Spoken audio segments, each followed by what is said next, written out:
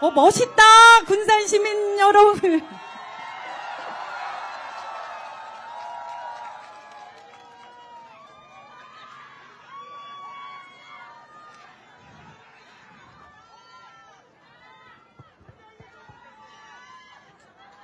네, 인사드리겠습니다. 더불어민주당의 대통령 후보 이재명 인사드립니다. 우리 군산 시민 여러분, 그리고 김제에서도 많이 오셨다면서요. 네, 환영합니다. 저희가 김제로 가는 일정을 아직까지 못 잡고 있나 봐요. 죄송합니다. 최선을 다해 보겠습니다. 근데 김제는 제가 당대표 할 때 여러 번 가가지고 간 걸로 쳐주세요.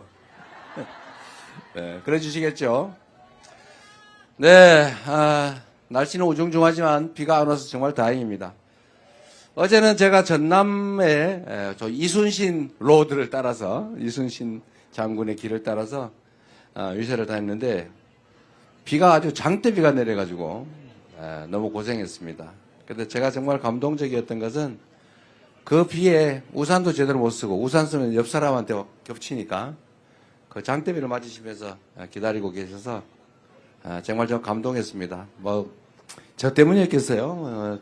저보다는 이재명이라고 하는 이 도구 대리인을 통해서 뭔가 하고 싶은 절박함 무엇인가가 있는 거죠. 그 절박함, 절실함 때문에 제가 정말 눈물 나더라고요. 지금도 마찬가지입니다. 이 바쁜 와중에 이렇게 평일에 또 이렇게 많은 분들이 함께 해주셔서 여러분들이 뭘 원하는지, 어떤 세상을 바라는지 제가 조금은 압니다. 어쨌든 정말 견마지로라고 하기는 좀 그럴지 몰라도 제가 할 수 있는 최선을 다해서 여러분들이 희망을 가지고 살 수 있는 세상 꼭 만들어서 보답하겠습니다.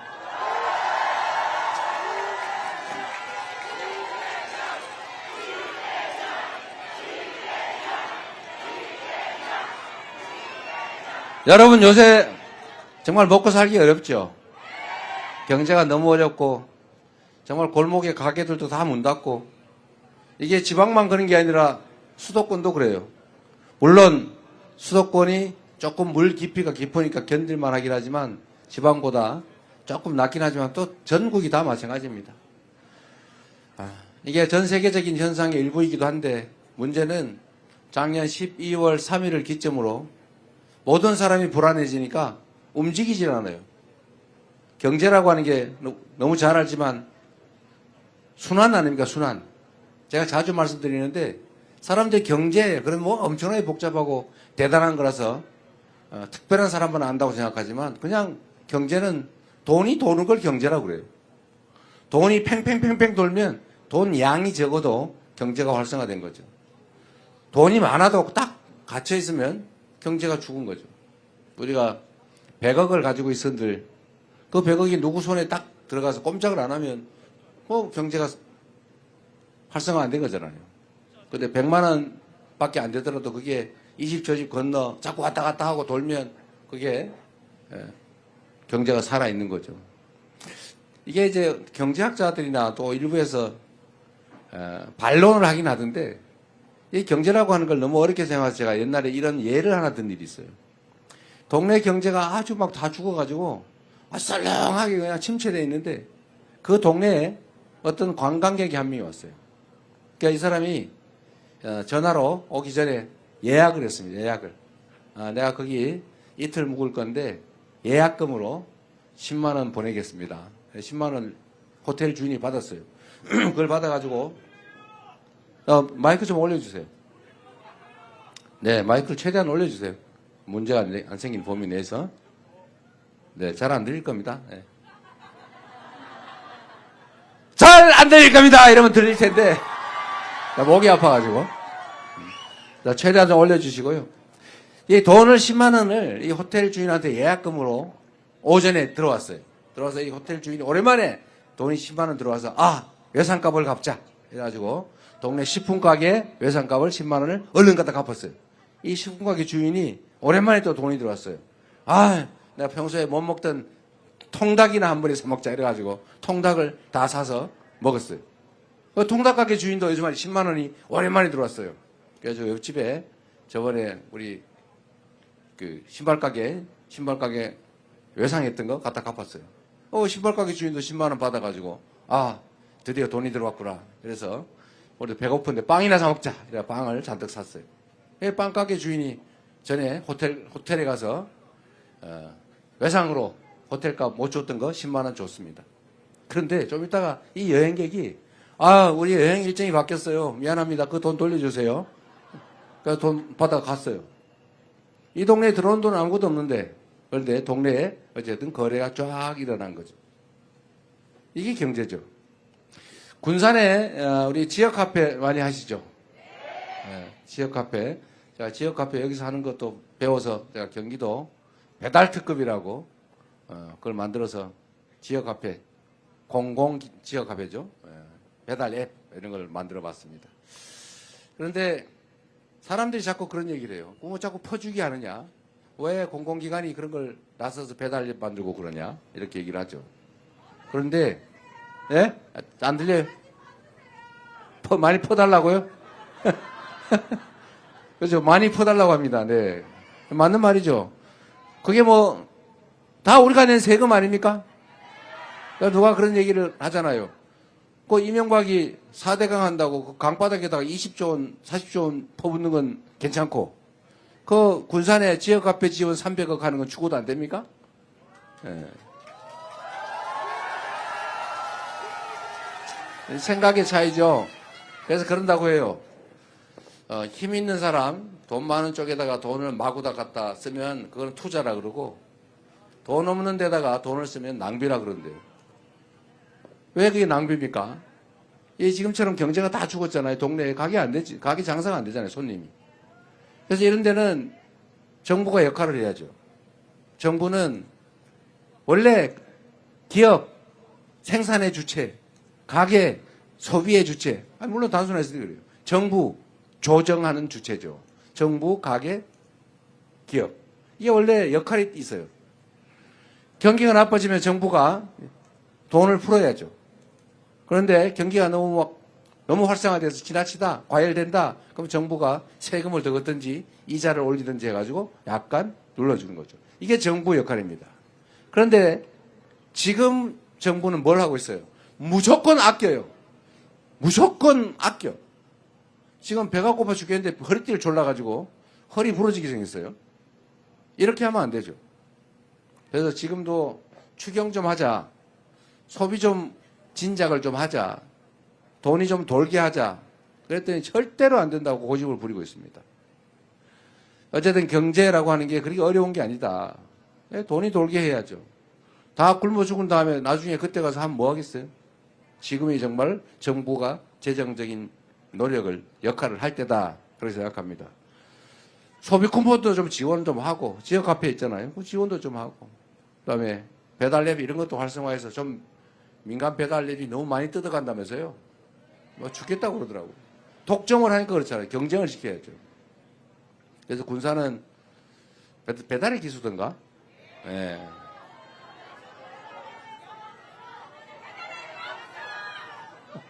알았어요. 저도 기억을 100%다 못하니까. 어쨌든 잘하고 있는 것 같습니다. 그래도 군산은 또 하나 어려운 게 있죠. 군산 조선소가 전에 문을 닫았다가 지금 재개를 한 것 같긴 한데 완전히 다 풀로 돌아가지 못하고 있는 것 같습니다. 이것도 여러분들 정부가 하기 따라 좀 다른 길이 있을 수 있어요. 제가 전에 조선소 문 닫았을 때도 한번 와서 그 말씀 한번 드렸는데 정부의 역할이 있다. 예를 들면 아주 조선 경기는 제가 말씀드렸지만 이렇게 기복이 심해요. 이렇게 사이클이 너무 큽니다. 잘 될 때 너무 잘 돼요. 수주를 해가지고 처리를 못할 정도가 됩니다. 지금은 이제 그 사이클로 가고 있어요.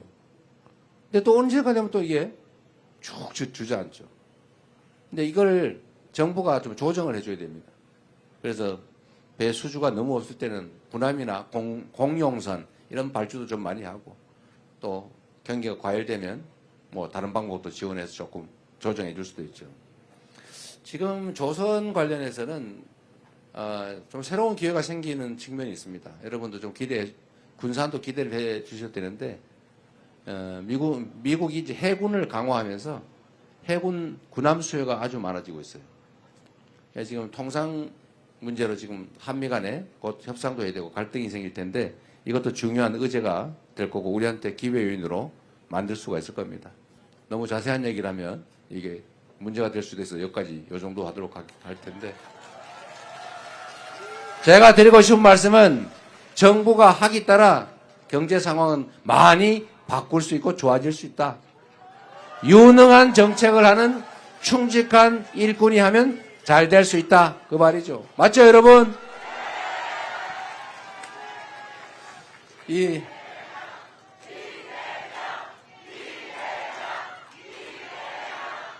어렵긴 하지만 우리 국민들은 엄청난 저력을 가지고 있습니다.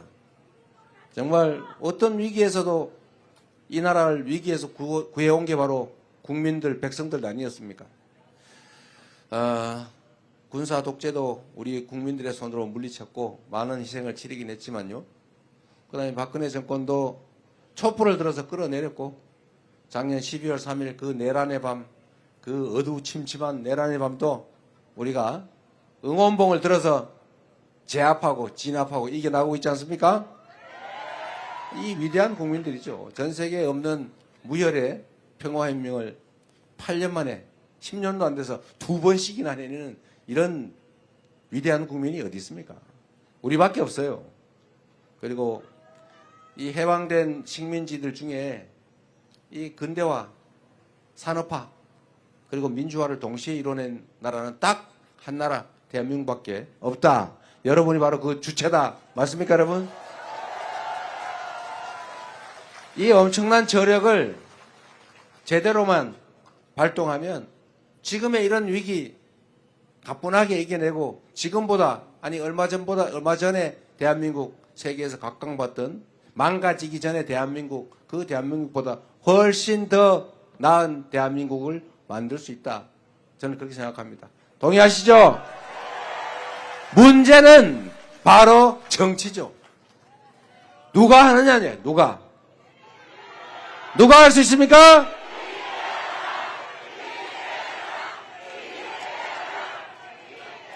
제가 자주 그 말씀을 드리는데 똑같은 상황에서도 그 책임자의 능력과 역할, 태도에 따라서 전혀 다른 결과가 납니다.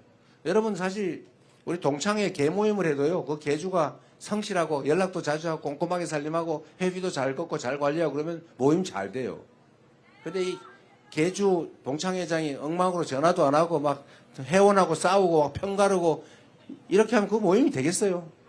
망하는 건 순식간이죠. 나라도 마찬가지입니다. 우리 아주 가깝게 조선 그 선조라는 그 못되고 무능하고 무책임한 왕이 있을 때 전쟁이 벌어져가지고 백성이 수백만이 죽어갔잖아요.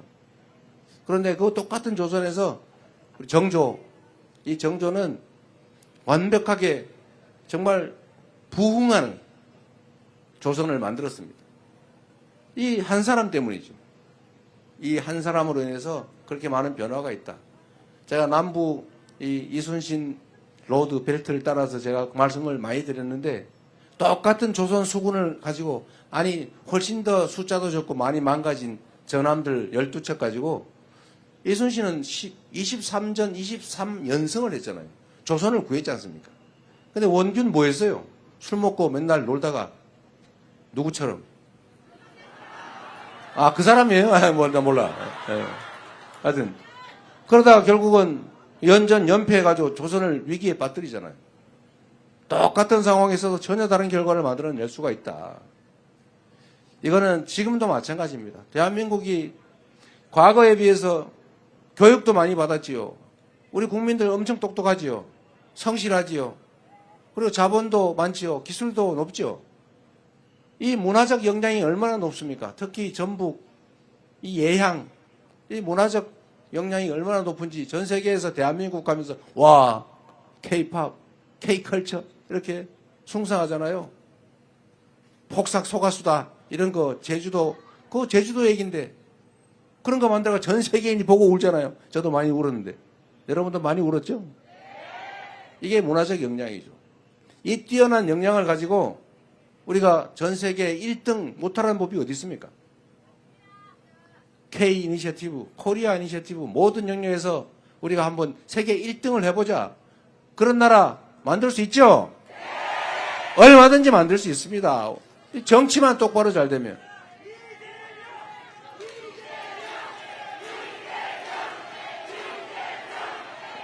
그렇게 말씀해 주시니 감사합니다.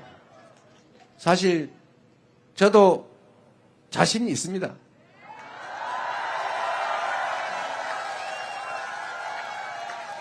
제가 오늘은 약간 여유가 있을지 모르니까 이 말씀을 한번 드려볼게요. 예, 여기 우리 국회의원분도 많이 계세요. 예, 뭐 아주 잘하고 계시잖아요, 다들요. 잘하고 계신데, 사실 정치인, 이 선출된 공직자들, 그리고 선출된 공직자들로부터 임명된 공직자들, 이 사람들은 본질적으로 다 우리 여러분이 쓰는 일꾼들이죠. 대리인들이죠. 다 여러분이 월급 주고 있지 않습니까? 여러분이 준 권한을 대신 행사하는 거지 않습니까? 저는 사실 높은 의자에 앉아가지고 이렇게 사람들 내리다 보니까 자기가 무슨 왕된 줄 알고 정신 못 차리고 국민 무시하고 함부로 하는 그런 사람들 보면 기가 막힌데요. 가끔 그런 사람들이 착각을 하는 경우가 있어요. 높은 의자에 앉아있다 보니까 야, 내가 진짜 높은 사람인가 봐. 국민들 우습네. 이렇게 생각하는 사람들이 있어요. 나쁜 사람들.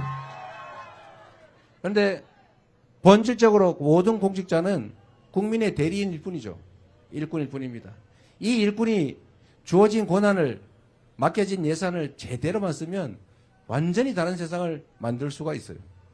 이 공무원들이 다 그 권한을 쪼개서 나눠서 행사하지 않습니까?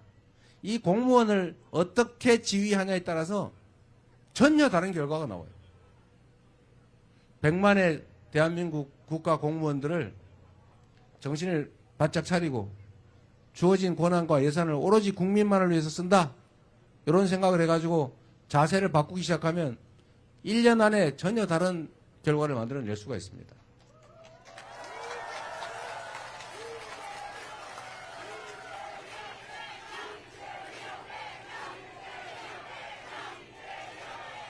제가 성남시 똑같은 동네에서 거기는 바꾸는데 한 2년 6개월 걸렸어요. 너무 많이 좀 망가져 있더라고요. 2년 6개월 정도가 지나니까 공무원들이 정말로 오로지 시민들만 위해서 일하고 시민들한테 칭찬받는 걸 낙으로 하는 사람들로 변하더라고요. 그래서 성남시가 우리 군산 시민들도 부러워하는 이사 가고 싶은 동네 되지 않았습니까? 그래서 제가 이렇게 유명인사가 돼가지고 대통령 후보까지 나오게 된 거죠. 제가 직접 한 건 없어요. 다 공무원들 시켜서 그들이 한 거죠. 경기도도 제가 3년밖에 못 있었지만 그 3년의 짧은 시간 동안 경기도 공직자들이 전과 다르게 일해서 전혀 다른 경기도를 만들어냈지 않습니까? 그래서 여러분이 또 인정해 주셔가지고 너무 빨리 대통령 후보로 끌어내는 바람에 3년밖에 못해서 큰 성과는 못 냈던 것 같아요. 그래도 전국 1등 경기도를 만들지 않았습니까? 그리고 민주당도 말입니다. 민주당이 이 호남을 본거지로 하는 정당이잖아요. 민주당도 여러분 전에 보면 이게 국민들의 뜻이나 당원들의 뜻과 다르게 엉뚱한 짓도 꽤 많이 하고, 그리고 편 갈라가지고 맨날 싸우고 국민들한테 지탄받고 그러고 있다. 요즘은 어때요? 누구 뭐 일극체제니 뭐니 비난하지만 그러면 당이 편 갈라가지고 맨날 싸우고 있는 게 좋습니까? 부러워서 하는 소리죠? 네? 우리 총선에서도 압도적으로 이기고 국민들도 믿음직한 민주당으로 다시 거듭나지 않았습니까? 이 민주당 1호 공약이 뭐였죠? 민주당의 이재명의 민주당 1호 공약은 이기는 민주당, 유능한 민주당이었어요. 이기는 민주당, 유능한 민주당으로 바뀌지 않았습니까? 이제 6월 3일에 대한민국을 이재명에게 맡겨주시면 지금까지는 완전히 다른 새로운 대한민국을 만들어서 보답하겠습니다, 여러분.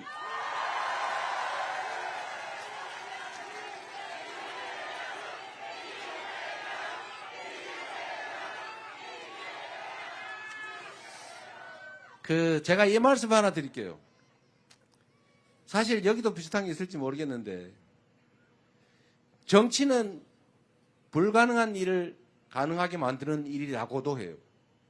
그런데 가능한 일조차도 안 하는 게 정치이기도 합니다. 제가 사실 칭찬받는 일 중에 하나가 도지사 할 때 칭찬받는 일은 계곡의 불법 영업을 싹 없앤 거예요.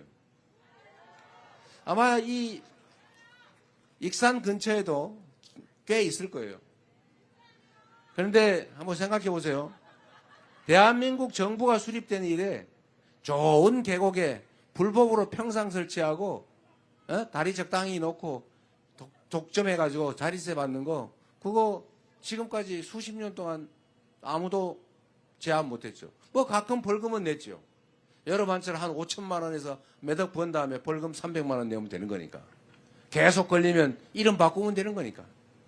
그래서 그거를 매덕씩 경기도나 이런 근처는 몇십억씩 주고 권리금 주고 그걸 사서 영업을 해요. 그런데 그게 그 개인기 아니지 않습니까? 그 수없이 수백만 수십만의 사람들이 여름 한철 가가지고 계곡에 아이들 데리고 발 좀 담글라 그러면 자리세 내라 그러고 닭죽 5만 원짜리 최소한 2마리 안 사 먹으면 못 들어가게 하고 그러잖아요. 그래서 제가 이건 아니다, 이거 잘못이다 라고 해서 이거를 정리하기로 마음을 먹었는데 이걸 보고 다른 사람들이 이재명이 너무 과격하다 저거 막 때려부신 거 아닐까? 앞으로 나한테도 때려부시면 어떡하지? 이렇게 걱정하는 사람들이 있다고요. 그런데 여러분 그게 그렇게 해서 되지는 않습니다. 만약에 그걸 물리적으로 권력만을 이용해서 때려부시면 그 사람들이 이때까지 가만히 있었겠어요? 당연히 석유통, 휘발유통 들고 라이터 들고 달려들죠. 당연히 그렇게 이때까지 버텨왔던 겁니다. 그래서 제가 이걸 해결하는 방법은 그리 어렵지 않다. 제가 행정 업무를 하거나 아니면 앞으로 국정을 하더라도 똑같이 할 건데 설득하고 대안을 만들어주고 합리적으로 논쟁하고 그래도 끝까지 부당하게 버티면 권력으로 제압하는 거죠. 그러라고 권력 준 거 아닙니까?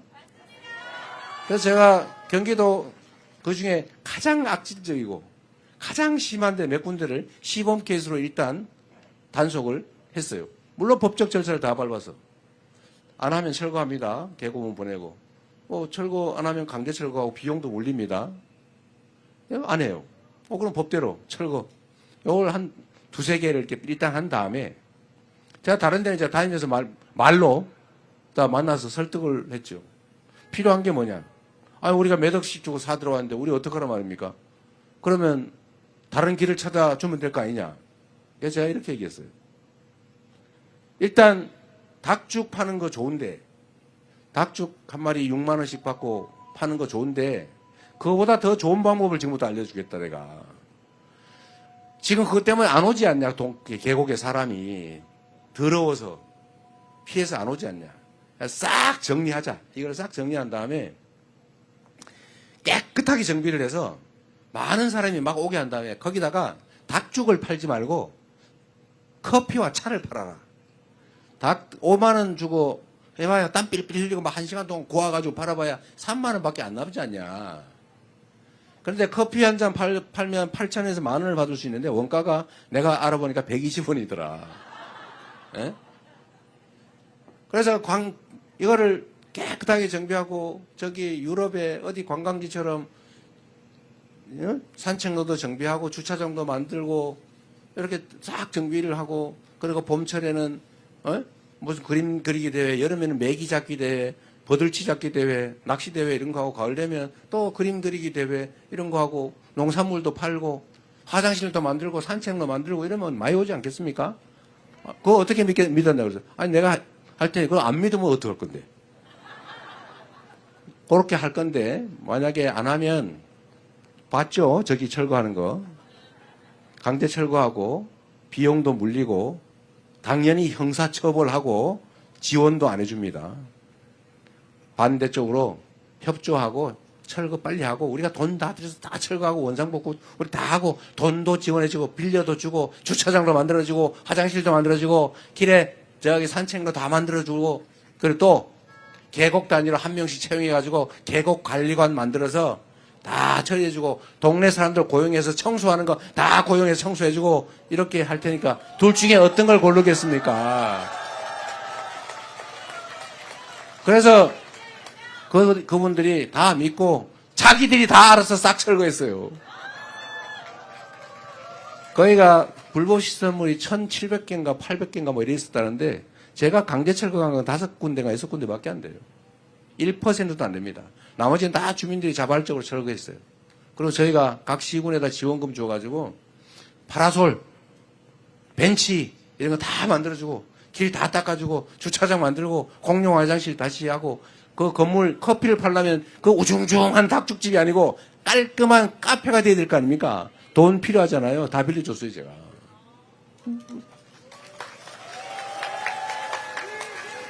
그래서 대한민국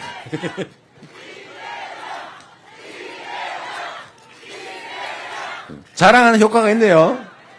그래서 일부에서는 저보고 그걸 무력으로 막 무지막지하게 철거해가지고 겁을 줬다고 생각하는데 그거 아닙니다. 제가 그때 그해 2019년이죠. 2019년 가을쯤 제가 2심에서 선거법 위반으로 벌금 300만 원을 유죄로 받는 바람에 이제 날아가게 생겼어요. 그 대법원에 제가 상고를 해놨었는데 그때 그 백운계곡 상인들이 어느 날 현수막을 붙였더라고요. 우리 도지사 돌려도. 우리가 시킨 거 아니었어요. 그 백운계곡이 경기도에 제일 유명한 데 있거든요. 악명 높은 계곡. 지금은 가장 많은 사람이 와서 커피도 팔고 봄, 여름, 가을, 겨울 가릴 것 없이 관광객이 많이 찾아서 커피 마시고 그림도 그리고 사생대회도 하고 동네 청소도 동네 노인들이 일자리 사업으로 하고 이런 동네로 바뀌었습니다. 여하튼 행정은 그런 거죠. 길을 만들어 줘야 되지 않습니까? 온 동네에 가면 그런 게 있어요. 특별한 희생을 치르면 특별한 보상을 해주자. 그게 제가 가지고 있는 신념입니다. 특별한 희생을 치르는 지역, 예를 들면 전방, 그건 뭔 죄를 지었다고요? 상수원 보호구역, 뭐 죄 지었습니까? 아니, 규제가 많잖아요. 그럼 보상해줘야죠. 많은 사람들이 혜택을 받으면 그 혜택 중에 일부를 떼어서 그 많은 다수의 최대 행복을 위해서 희생한, 손해본 그들에게 당연히 보상해줘야 되는 것 아닙니까? 근데 옛날에는 그거 잘 안 해줬어요. 집단 이기주의라고 매도하고. 그렇게 하면 안 되죠. 우리 함께 사는 공동체니까 존중하고 인정하고 타당한 결론을 내고 대신 부당한 고집을 끝까지 부리면 어떻게 해요? 그런 때 쓰라고 권력을 맡겨준 것이죠.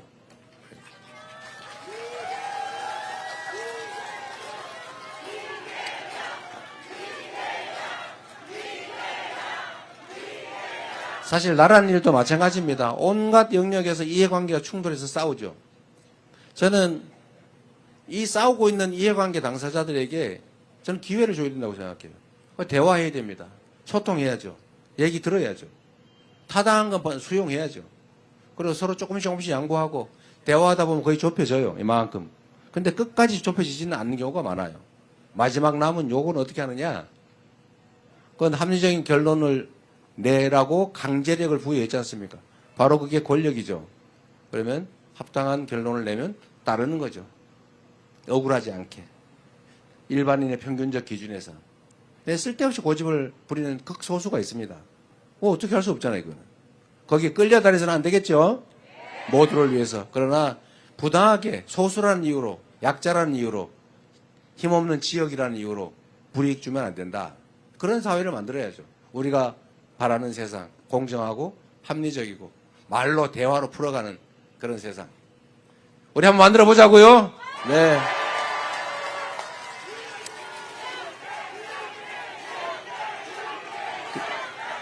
그래서 여러분께도 약간 희망 섞인 말씀을 하나 드리고 싶습니다. 대한민국이 지방 수도권 이 차등이 너무 심하죠. 옛날에는 어쩔 수 없었어요. 우리 자본도 기술도 자원이 부족했기 때문에 다 한 군데로 몰빵을 했어야 돼요. 안 그러면 다 흩어져 놓으면 아무 소용이 아무것도 못하니까. 기업도 그래서 재벌 대기업이라는 것도 생겨나고 말았죠. 당시에는 불가피했습니다. 불균형 성장 전략, 자원이 부족하니까 할 수 없죠. 그러나 이제는 그게 한계에 도달했습니다. 이제는 너무 수도권으로 몰리고 이제 너무 특정 기업으로 많이 몰리면 이게 부작용이 생겨요. 이 부작용이 이제는 성장, 지속적 성장을 가로막는 성장의 장애 요소가 됐습니다. 이제는 균형 발전해야죠. 지방에는 사람이 없어서 소멸할 지경이고 서울은 사람이 넘쳐서 터져나갈 지경이고 이렇게 되면 나라가 큰일 난다. 이제 지방에 분산을 좀 해야 될 때가 왔습니다. 근데 이게 그냥 억지로는 안 돼요. 억지로 안 되고 방법이 있죠. 그 지방의 특색을 맞춰서 몇 가지 정부가 주력하면 됩니다.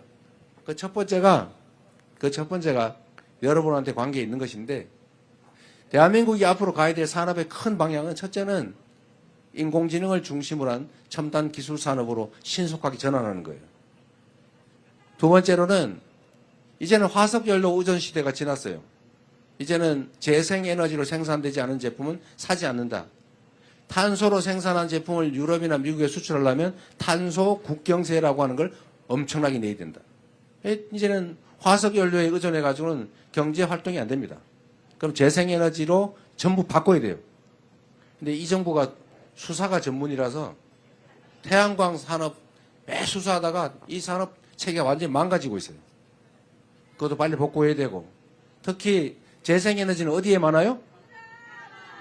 지방에 많아요. 서남해안, 새만금, 이 지방에 이 무한하게 많이 있는 이 바람, 이거 바람도 에너지거든요. 태양 에너지. 이 에너지가 사실 지방에 많습니다. 지방에서 곳곳에서 농사 대신에 이제는 태양광 농사를 지으면 되죠. 바람 농사를 지으면 됩니다. 그게 가능하도록 정부가 도로를 깔듯이 인프라로 다 송배전망을 촘촘하게 깔아주면 내가 집에 지붕에다가도 태양광, 그 위에다가 바람개비 달아서 또는 마을 주민들이 공동으로 마을 해관에 또는 논뚝길에 농로 위에다가 개천 위에다가 전부 태양광 패널 깔아서 생산하면 되죠.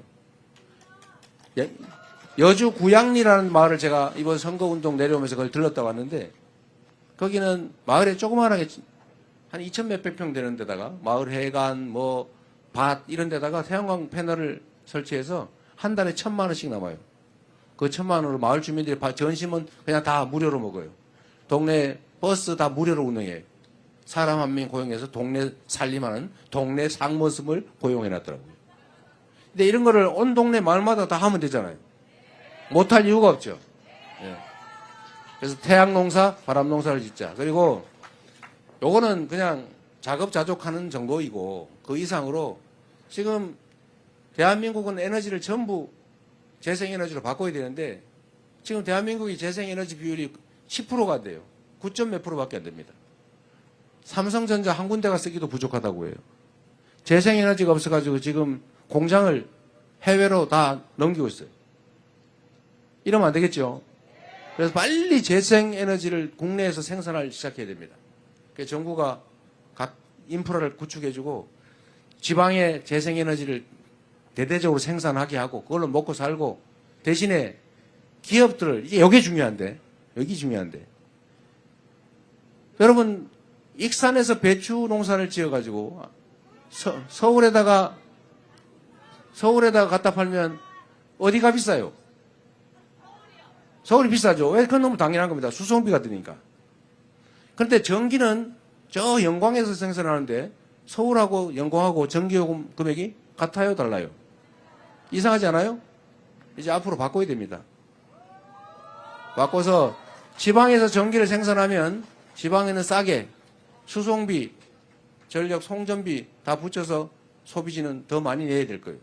그러면 기업들은 전력이 싼 곳으로 갈 수밖에 없어요. 거기다가 세금도 좀 많이 깎아줘야 되겠죠. 왜냐하면 서울이 아파트 한 평에 3억이에요, 3억. 거기서는 이제는 정상적인 사업이 불가능합니다. 이제 지방으로 가면, 또는 지방에서 사업을 하면 법인세 이런 거 많이 깎아줘야죠. 아니면 좀 면제를 해주든지. 그리고 규제도 많이 풀어주고. 그리고 여기 학생들도 없고 그렇다고 하니까 우리가 그 얘기 하지 않습니까? 서울대 10개 만들기. 지방의 대학도 서울대 수준의 지원을 해서 훌륭한 인재를 양성할 수 있게 해주자. 이런 걸 종합적으로 해야죠.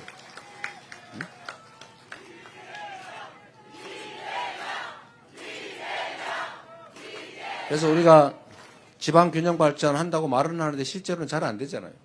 그러니까 진짜 해야 됩니다. 나라가 살려면 길게 지속적으로 성장하려면 균형 발전을 해야 되고 이제 그 길이 생긴 거예요. 다행이에요.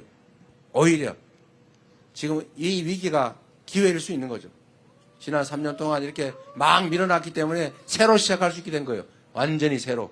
기회로 만들어서 새로운 나라, 함께 사는 나라 꼭 만들어 봅시다, 여러분.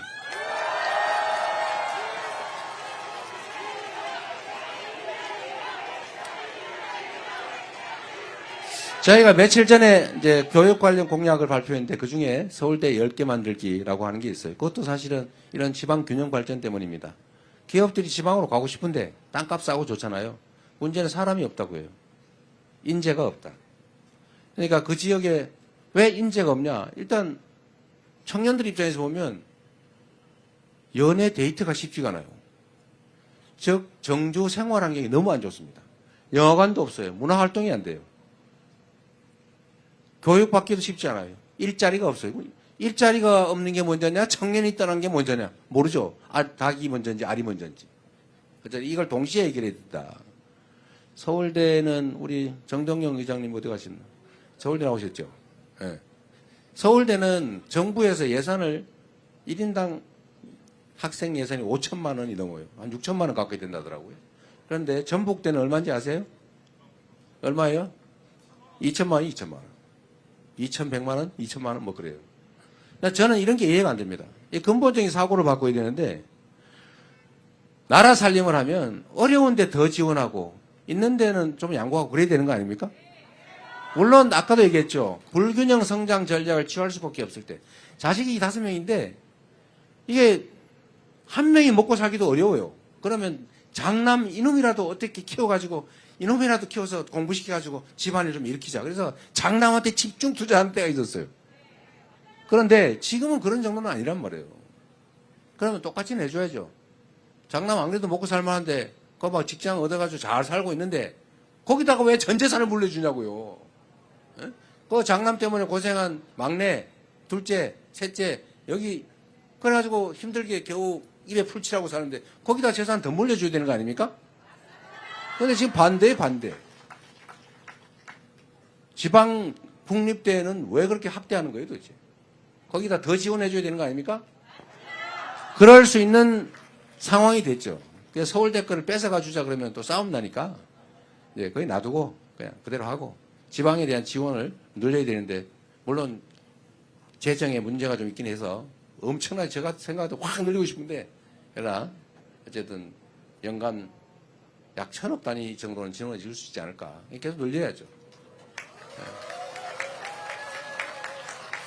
그래서 여러분 학교도 연구도 연구의 역량도 늘리고 또 기업들도 지방으로 올 수 있게 하고 전기요금도 이제는 앞으로 올려야 되거든요. 지금도 전기요금 비싸겠다고 느끼시지만 어쩔 수 없어요. 예, 지금 이런 식으로 버틸 수 없습니다.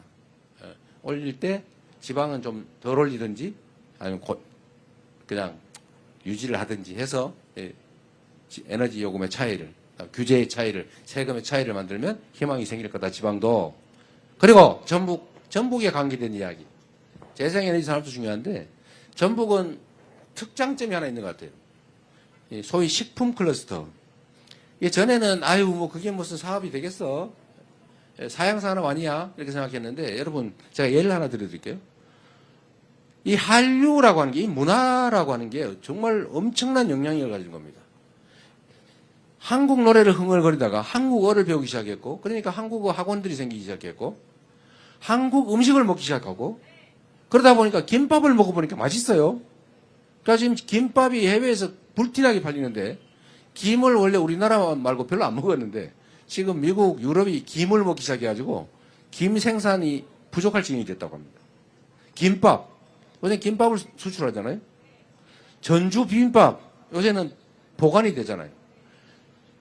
이게 한국, K푸드, 한국 음식이 지금 전 세계가 이제 이 경제 수준이 올라가가지고 이제 건강 관리를 하기 시작했는데 건강 음식으로는 최고예요. 이런 좋은 음식이 없습니다.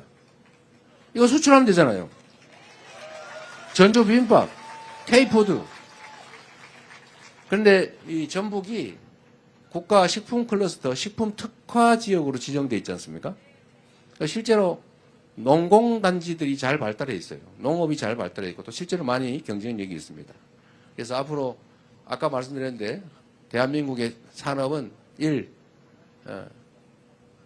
인공지능을 비롯한 첨단 기술산업, 2. 재생에너지 산업, 3. 문화산업. 문화산업의 핵심 중에 하나 K푸드. 여기에 전북이 장점을 가지고 있다. 익산이 장점을 가지고 있다. 여기에 집중 지원을 해서 여러분에게도 희망을 만들어 드리도록 하겠습니다. 네. 비도 오니까 빨리 끝내야 되겠죠, 이제. 자, 여러분. 제가 이런저런 자잘해 보이는 얘기를 했지만 다 먹고 사는 얘기 중요한 얘기 아닙니까? 그래서 전북도 소외감이 많은 거 제가 압니다. 지방이라 소외되고 호남이라 소외되고 호남 중에서도 전북이라 소외됐다. 이 3중 소외감을 느끼고 계신 거 잘 압니다. 그 억울한 생각 앞으로 더 나지 않도록 우리도 충분히 대우받고 있다라는 생각 들도록 정부가 책임지도록 하겠습니다.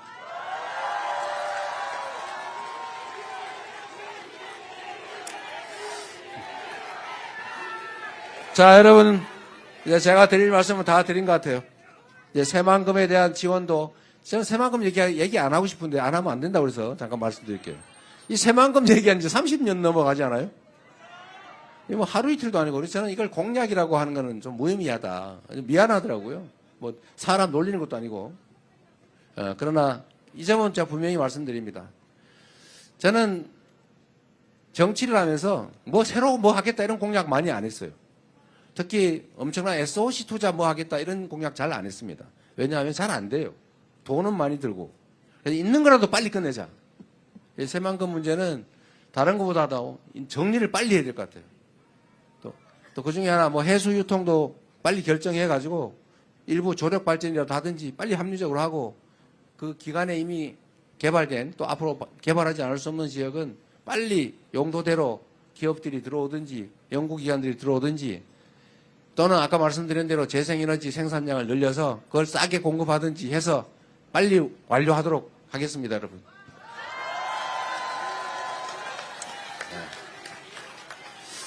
네, 이제 비가 오니까 우리 실제로 도움되는 얘기는 더 안 드려도 될 것 같고요.